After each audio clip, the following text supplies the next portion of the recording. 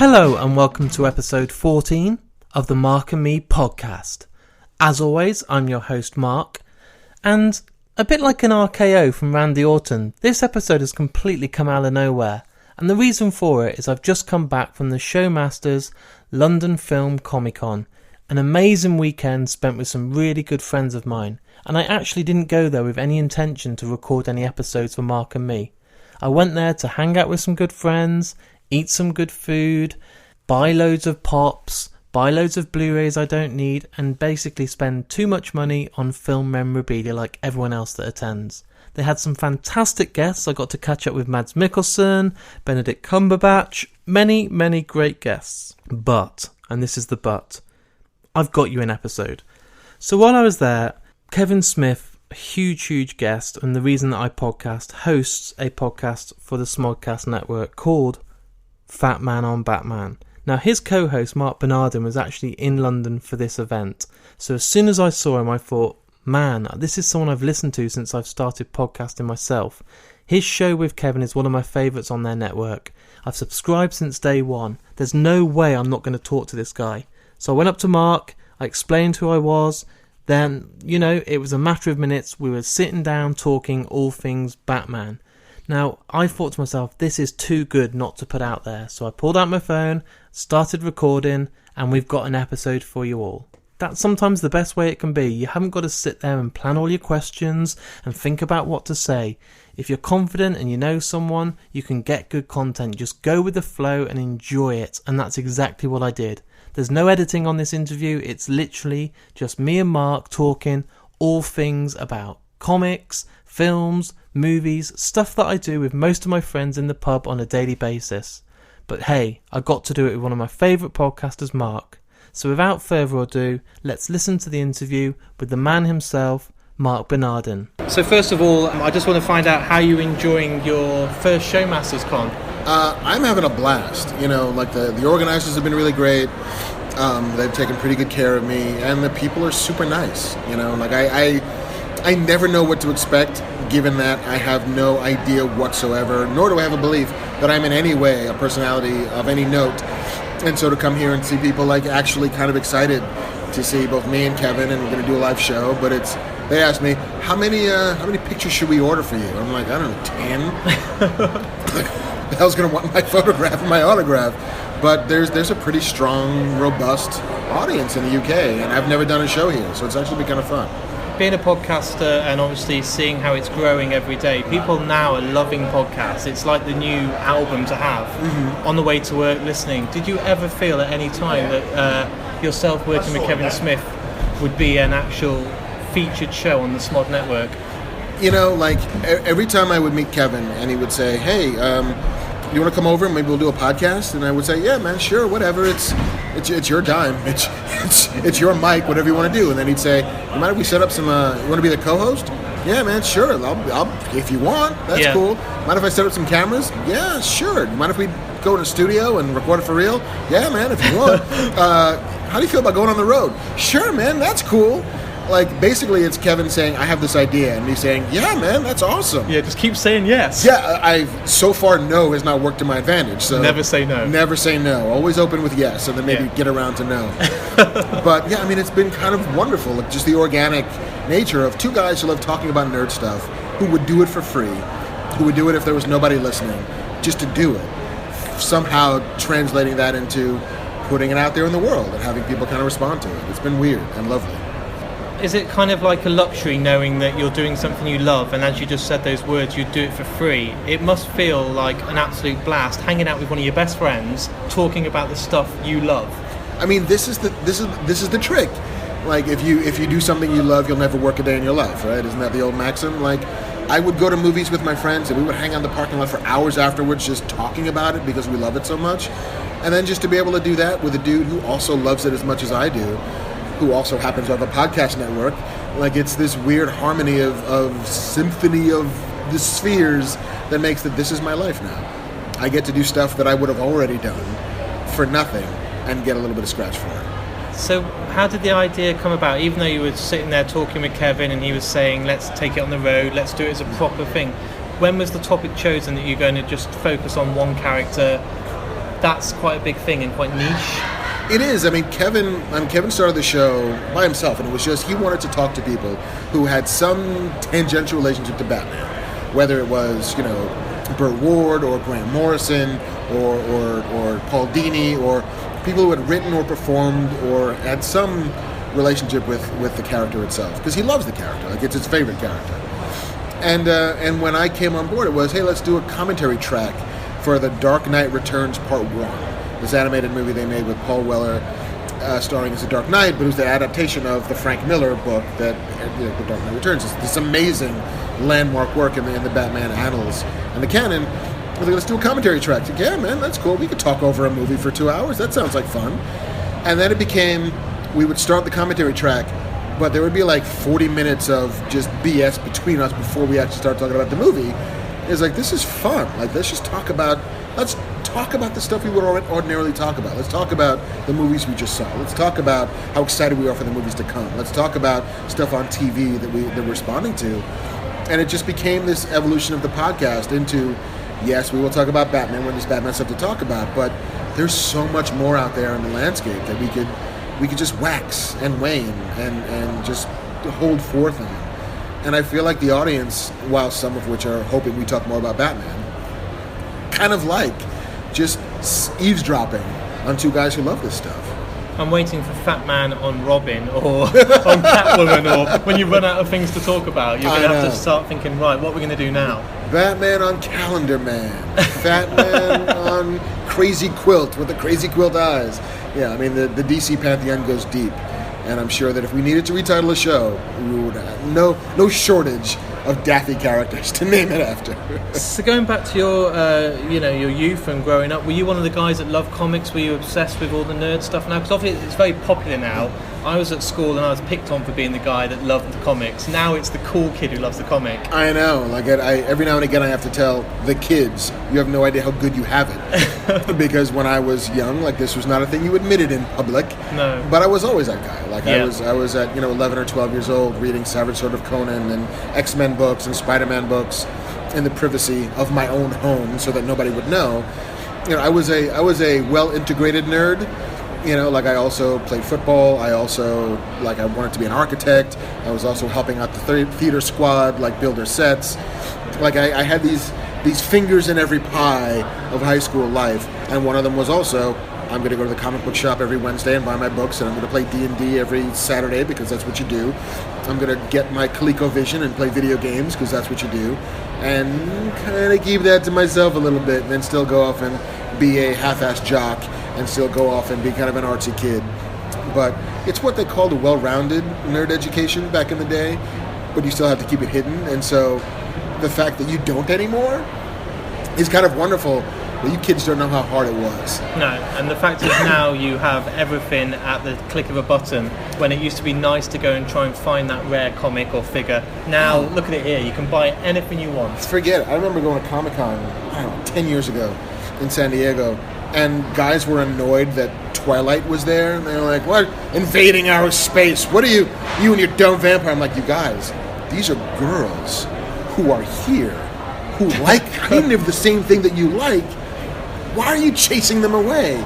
I spent my entire life trying to find the girls who like the same shit that I like. Why are you? Come on! And now we've found loads of them. You're trying to get rid of them. Yeah, these are limited. These are more limited in edition than the figures you're looking for. Like, they're knocking on the door, wanting to come in, and you're saying no. Crazy. Yeah, that's your own fault, guys. Don't be a dick. So, what was your first meeting like with Kevin? How did your paths cross? I met Kevin. I was an editor at Entertainment Weekly. Yeah. Back in the late 90s, early 2000s. And I was assigned to interview him and have him review comic book fashion. Yeah.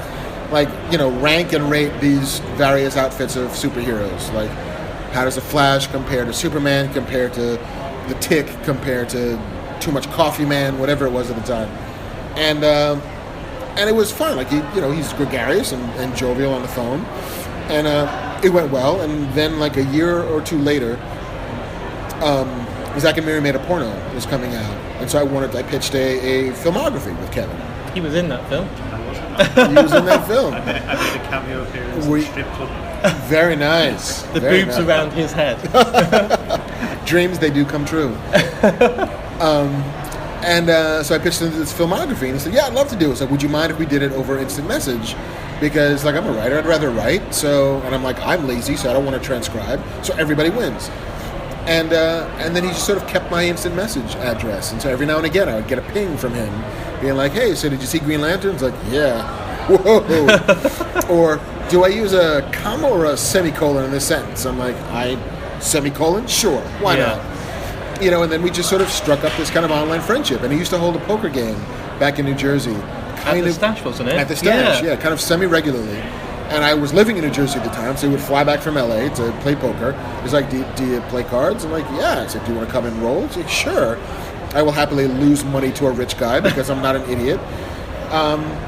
And then we got to meet, and we just got to talk. And then every time I was in LA, he would say, "Hey, you need to come by the house. We'll just hang out." It's like, "Sure, I'll come by the house." "Hey, do you want to come by and see my new movie?" Like, "Sure, I'll come by and see your new movie." "Hey, do you want to come in? Like, I do a podcast with my wife every morning. You want to come and sit in on the podcast?" Like, "Sure, I like your wife." And then it just, again, became like Kevin saying, "Hey, do you want to?" Yes. And I just keep saying yes. And I think part of it is because we come from the shared space. The shared, like, we are within 6 months in age. So our foundational influences are kind of the same. Yeah. You know, Star Wars and Raiders and Spielberg and Lucas and all that stuff. We both love comic books. We both love movies. You know, we're both, gradually thinning but still overweight. So there was a lot to sync ourselves together with. That's amazing. And then it seems like I should be saying yes more in life because it seems to have worked for you. I mean, more often than not, no never leads you to a good thing. It only maybe stops a bad thing. But that's hell of a good advice. If you're listening right now, you're getting free advice here that's worked, and you've got proof for it, which is amazing. Yeah, and also, you know, it doesn't hurt to be as genuine as you can to people for whom few are genuine to. Yeah. You know, like I get the sense, having been with him in spaces. Yeah. You know, just seeing the barrage of people who come at him, and knowing Hollywood the way I know, and knowing sycophancy the way I've seen it from afar, that, like, you know, the currency of the life is just be who you are, like, and don't ask for anything, don't want for anything. Just if you run into somebody like Kevin, like somebody who exists on a world stage, the last thing they want from you is to be anything besides you. You know, just be genuine. So with the future for yourself, are you happy with the way that Batman's now being portrayed with Ben Affleck? Are you happy with the way that DC are going? Because I don't want to be controversial. I'm not one of those people that's either Marvel or DC. I just love good films. But it does seem Marvel have got the upper hand and are doing things correctly, where even the trailer for Justice League and stuff, nothing is convincing me they're going to hit that home run. Yeah, I feel like the difference between Marvel and DC is that Marvel had a guy at the beginning, Kevin Feige, who understood who these characters were at their core, and loved them, and loved the books that they were in. And so when he came to, okay, we're going to build a universe, we're going to build a show, we're going to build this out, we're going to step it out, we're going to tell you these stories about these single individual characters and knit them all together. But those characters all were who they felt like they should be. Like Captain America was absolutely always going to be the patriot, was always going to be the kind of unabashedly romantic hero of the universe. Tony Stark was always going to be self-centered. You know, like, he knew who those characters were at their core and how to make that work for a cinematic audience. And until Jeff Johns came on board, until now Joss Whedon seems to be part of their brain trust over at DC, there was never that architect, there was never that shepherd to be like, here's what Batman should be, here's what Superman should be. It was, here's a filmmaker we like, let's let him run with it. And they ran into directions that felt contrary to what America, what the world knew these heroes are supposed to be. Like, Batman doesn't kill people. That is just fundamentally not who he is. Yeah. He's broken and damaged and crazy, but he's not homicidal. He wants to stop people from ever feeling the way he felt when his parents were taken. So killing people is a thing Batman never does. And so for Ben Affleck behind the Batmobile to just be wantonly driving over people, to have guns that don't have rubber bullets, but real bullets, betrays who that character is. To have a Superman who doesn't feel desperately, intimately for every person he meets and is engaged with the human race on a fundamental level, but rather is kind of disaffected and wallowing in self-pity. It's like, that's not Superman. Superman is the guy for whom his greatest tragedy is he can't save everybody. He can hear every cry for help, but can't. He's one guy. The world is beckoning to him for help, and he can only save one person at a time. That's what drives that character. And if he's not healing and feeling, and if he's not present in the trauma of the world at large, he's not Superman. He's not a guy who will absolutely just lay down on a wire for everybody. He's just a guy who, it suits me to rescue these people. Like, I'm not busy elsewhere. I'm heartbroken that I can't save everybody. And once DC, and it feels like they're starting to work, like Wonder Woman is a great course correction. I loved it. In realizing, here's what this character is. This character is unvarnished goodness, having to come to grips with a world that is compromised and sullied by existence and by humanity, by the messiness of real life. That's what that character is. That's her fight, is to remember that there's goodness in everybody, even though the world is shit. And that right there is like the anchor from which you can pivot a universe, and like remembering why she works and seeing why she works and why people are responding to her. That's how you start building that story. Like, that's how you figure out how, oh, that's right, we've lost the trust of an audience, but it's not too late. It's never too late, and the only thing that gives me hope right now is Wonder Woman. It sounds cheesy, but that was my thing of saying, okay, I will still pay my money to the cinema to go and trust in these films, because Marvel will get me anytime. They don't need to release a trailer and I'll go and see Infinity War. I will see Guardians 3. I'm signed up for life now. DC have got a lot of work to do with me, because I thought myself, I'm sorry to say it, but Batman vs Superman was a mess. Yeah, I mean, I feel as if DC, every movie is their first movie, where they have to re-earn my trust. Whereas Marvel, I am going to go, what do you want to do? Guardians of the Galaxy? Sure. Space opera with Marvel? Why not? Okay. Ragnarok? Okay. Buddy road picture with Thor and the Hulk? Yeah. I am on board with whatever they do, because they've never betrayed my trust. Right from the start, with the Iron Man movie, they got it right from the first try. Yeah, and that movie, it's remarkable because I love it so. It has no second act. The second act of that movie is, I'm going to build some stuff in my garage, says Tony Stark, where there's no antagonist and there's no complication. It's just him, look, it's a suit. I've got money and I'm playing with toys. Yeah, I've got a car that I crushed and hey, wee! But it's because Robert Downey Jr. is so great. He pulls you through a section of a movie with no antagonist and no conflict. Just, can I build a thing?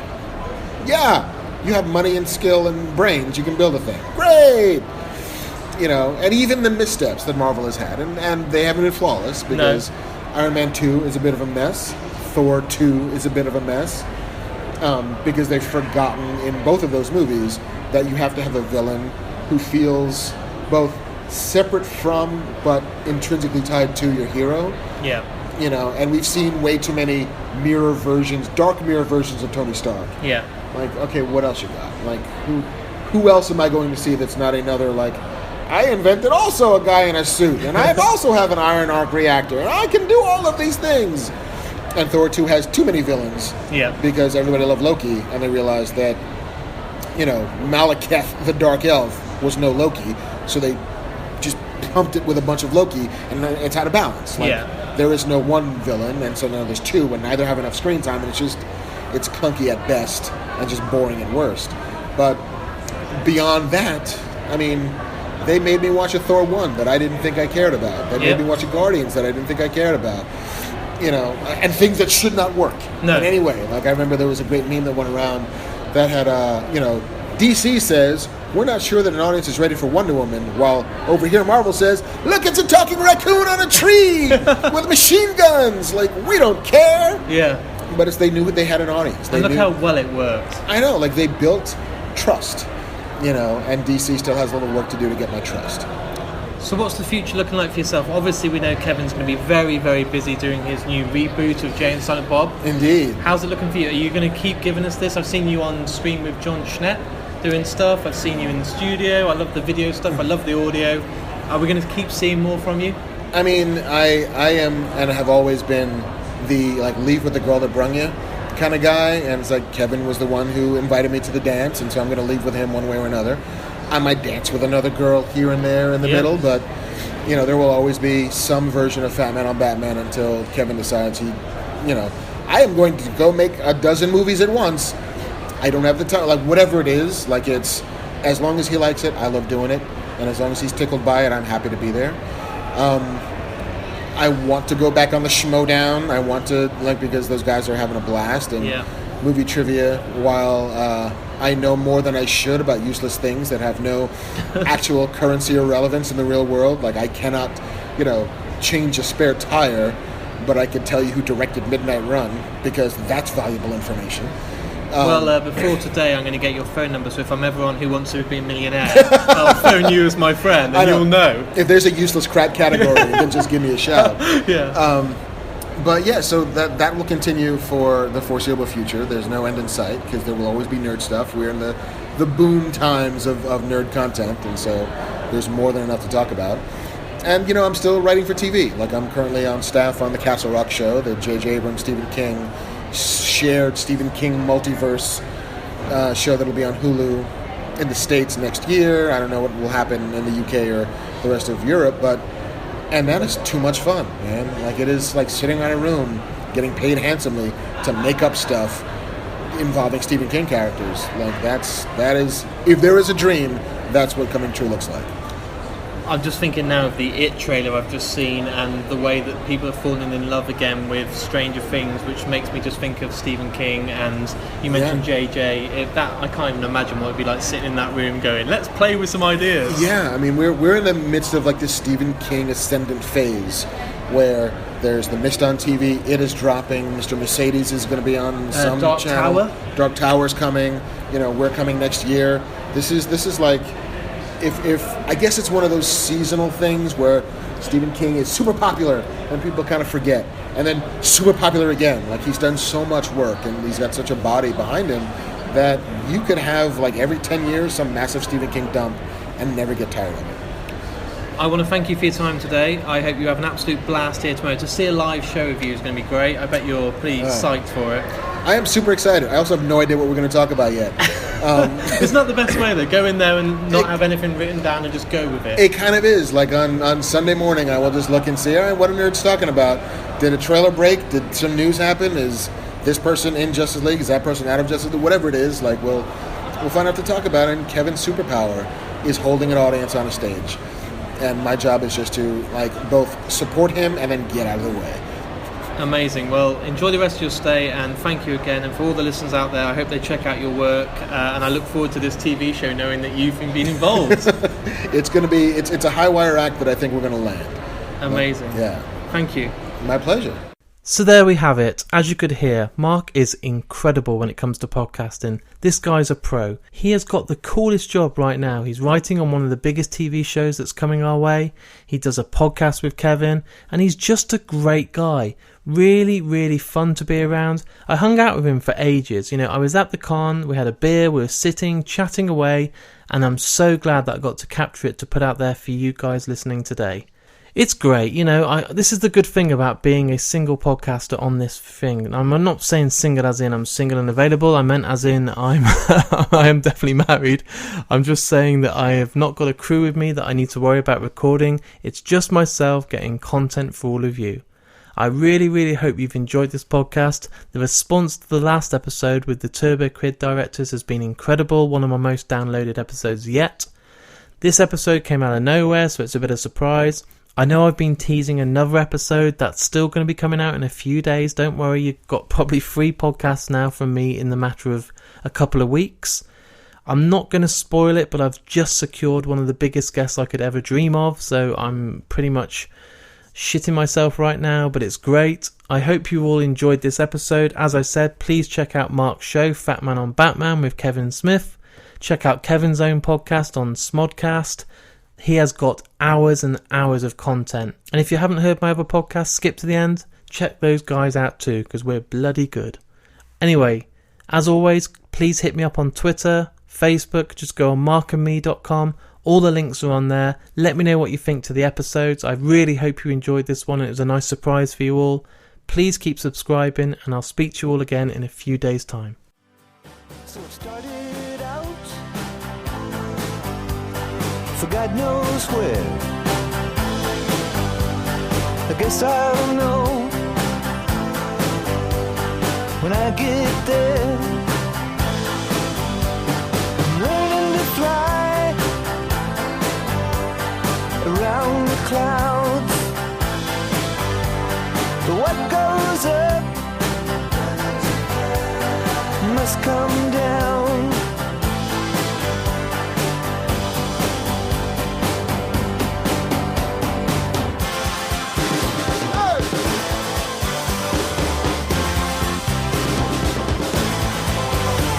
I'm learning to fly, but I ain't got wings. Coming down is the hardest thing. I'm learning to fly.